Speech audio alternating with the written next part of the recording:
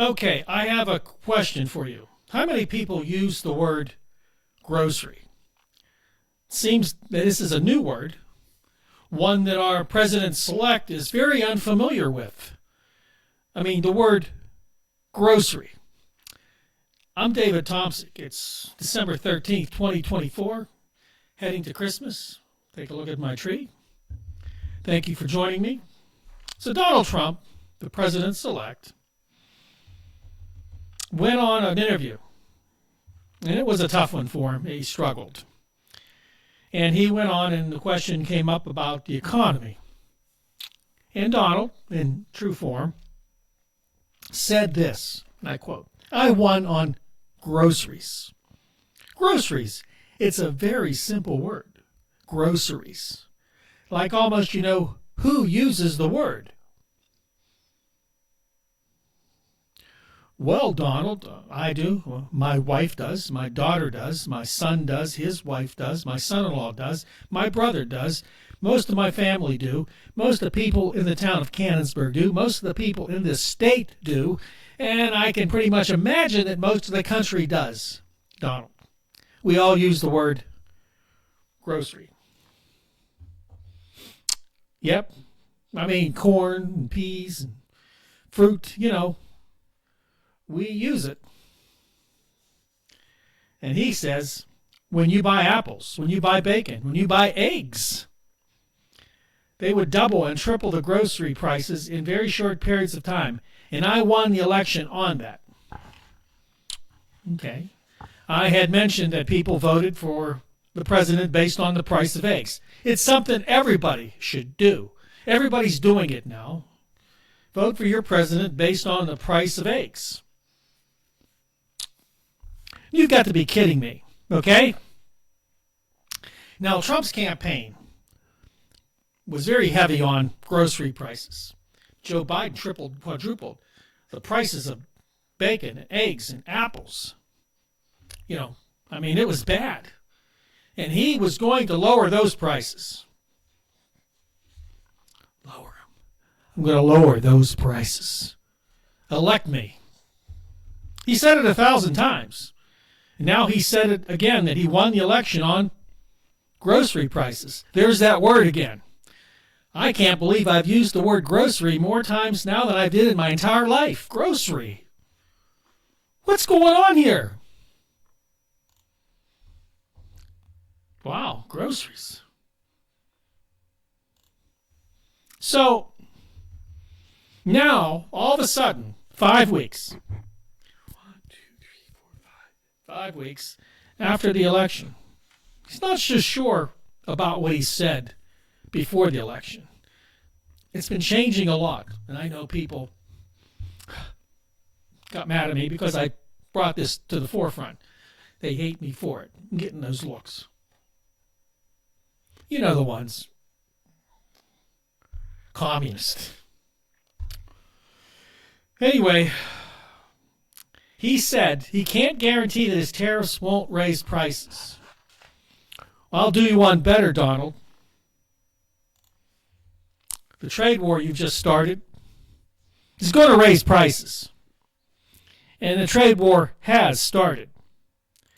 And it's going to skyrocket prices across the board. Okay? I'm just telling you right now, I can guarantee something you can't. Now, most economists that I follow, not the shills that worked for him over the years or worked in his administration or belong to some think tank that are basically related to the Heritage Foundation, will tell you that tariffs aren't going to work right now, not the way he's believing they will. Tariffs have a place. Don't get me wrong, tariffs do. There's tariffs on a lot of different things. Trade is a big deal in the world today. We trade for just about everything we get anymore. We don't make anything, or really much of anything, here in the United States. We need certain products from other countries. That was always the intention of global trade, that somebody else can make something cheaper and better than you. Let them make it, and then you buy it from them, because you might make the same thing, and it could be very expensive. Here in the United States, our actually production costs are higher than in the Middle East, in East Asia, in even South America, in different places. Yes, that's true. It is what it is. But he said he can't guarantee that, but he was going to guarantee that he was going to bring prices down. Now all of a sudden he doesn't think he can bring prices down. Okay? He said something, well, exactly to this effect. I'd like to bring them down. It's hard to bring things down once they're up. You know, it's very hard. It's very hard. But I think they will. I think energy is going to bring them down. A better supply chain is going to bring them down. You know, the supply chain is broken. Donald, what's broken is you. I'm a supply chain guy. I work in supply chain, and I can tell you that supply chain's not going to bring grocery prices down. I got some news for you. Most of the eggs we get here in my area, and probably yours too, comes from a lot of local farms.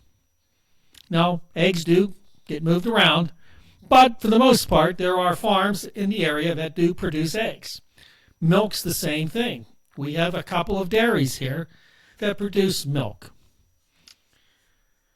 I don't think we get any milk from Antarctica. I don't think we import milk from Antarctica. So, okay, but it varies, and I understand that. But you said you were going to reduce prices. It was a done deal. Elect me, prices are going to come down. That's what he said. Oh, yeah. Oh, yes, that's what he said. Mm-hmm. Okay? So here's the problem. What else has he lied about? It's been 5 weeks. Here in Pittsburgh, the steel plant, he's going to oppose the sale to the Japanese. He says it's a matter of national security. Well, it's a matter of jobs for these people. You promised jobs, good paying jobs. You said we need good paying jobs. Well, no one else is going to invest $1 billion into this plant, but the Nippon Steel in Japan will. We've farmed everything else out.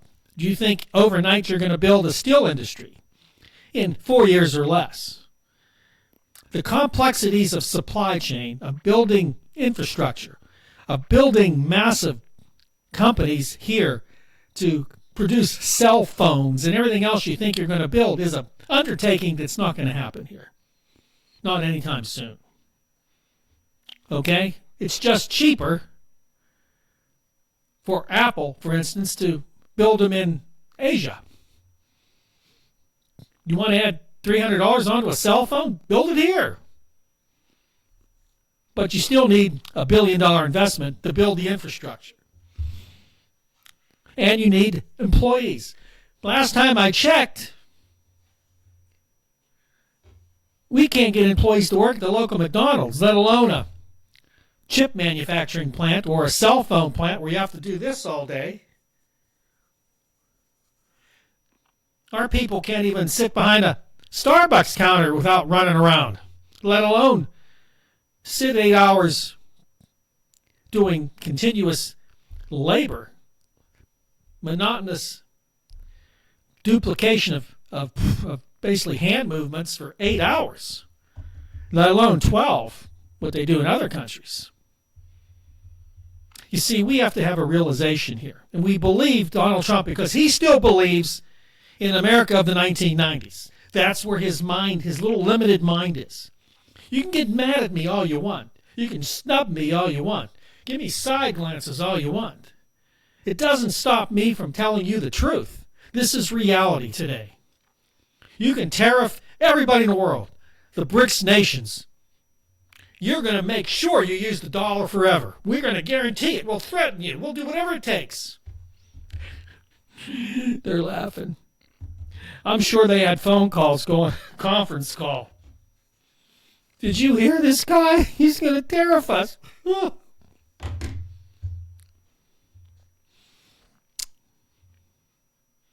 The fact is that the world has moved on. I've used this term before. I like the term. It's moved on.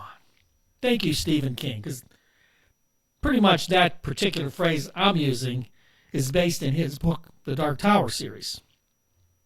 The world had moved on, which means it left some things behind, like the way we used to do things.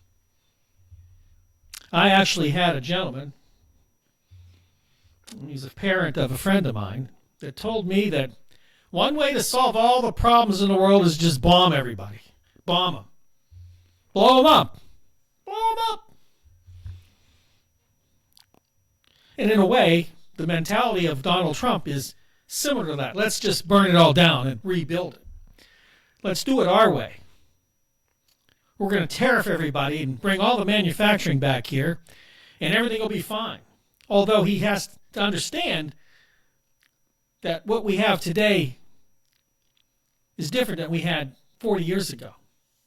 There isn't enough people. And actually, he's going to start sending people back to other countries, whether they are from that country or not, by the millions, tens of millions. So right off the bat there, that workforce is going to be gone. You have a limited workforce right now for basic jobs. There are more job openings than there are people to fill them. And all they do is hop around. And some have 3 and 4 jobs. But the truth is that we can't fill the needs of our local fast food restaurant, let alone major factories. The skill sets aren't there anymore. They've all moved on. I can guarantee you they've moved on because we can tell by the numbers they've moved on. Donald, they've moved on. Your policy of being angry at the world and everybody against you doesn't work today. You need diplomacy. You need to negotiate, and not your type of negotiation. Threaten them and play mind games. These leaders aren't falling for it because the world has moved on. The difference between world powers is minor today in many ways. The United States still has major advantages, but one of those advantages is not being able to manufacture things. We don't. And the money it would take and the time it would take to do that, Donald Trump will never see in his lifetime at his age. So let's take a step back and realize that he lied. He used grocery prices to lull people into believing he was going to fix it. People gave up their integrity by voting for him, by believing this stuff that most people who had really even average knowledge about economics could tell you was not going to happen. So let's be honest. Get prepared for a crazy ride here. And as I said in my video last night, we will see who stands and who falls.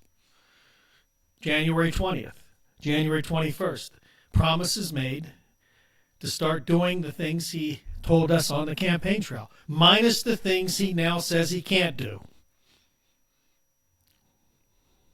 And that list is growing. Those of you that still have high hopes, God bless you. For me and my family, we're preparing for the worst. So, hey, listen, that's it for today. Remember, I am doing a live stream every Thursday at 7 p.m. Don't forget to like, subscribe, and share these videos. Help your friends find me. We are going to have a new podcast channel.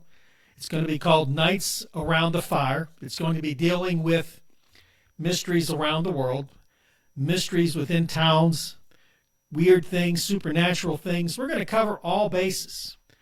Don't forget, if you have something you want to let me know and maybe include in a podcast, you can email me at David_truthmatters@yahoo.com. That's David_truthmatters@yahoo.com. Let me know. We're going to try to search for local things here first. I'm going to have one of my stories, very first podcast. Hopefully, I'm going to get that up in December. I'll let you know. Keep an eye out on this channel. If not, definitely January. I know. There's a lot happening. This is a busy time, but I know you enjoy it. If you enjoy mysteries, tune into me there. It's a little different from what I'm doing now, which is sometimes so intense. I digress so often. Oh! But hey, God bless you. Thank you for joining me. I'll see you next time right here on your favorite place for news, analysis, and commentary, and some entertainment. The Tom Sig Analysis. Whew, it's Friday. Thank you for watching the Tom Sick Analysis. Please remember to like, subscribe, and share this video, and keep an eye out for our next video.